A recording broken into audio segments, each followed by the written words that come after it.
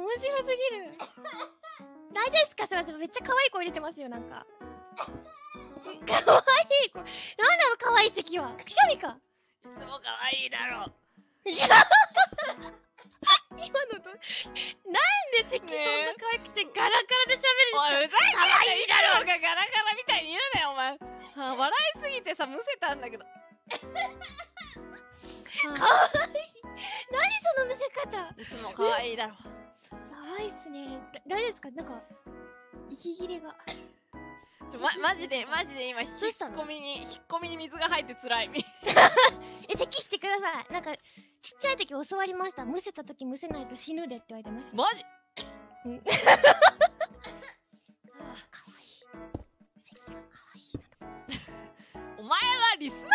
マジで。いやいや、今日ね褒めないって決めたんですよ。褒めないの？そう、スバル先輩をちょっと褒めない。褒めないけど咳褒めてたじゃん。大丈夫？順調ですね。大丈夫ですよ。頭バグり始めてんだけどか。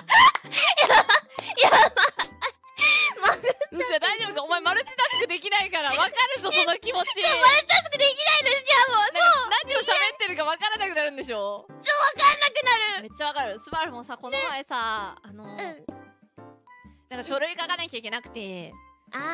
で書類書いてる時に話しかけられて、でそしたら名称を書く欄にギチギチに住所とか書いてたか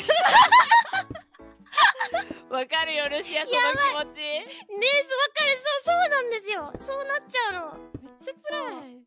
辛いよ。大空建築ね、シングルタスク全然歓迎してるんで、全然喋ってる時ね画面止めてもらって大丈夫なんでね。オッケー。あれ誰言ってんだ？オッケー。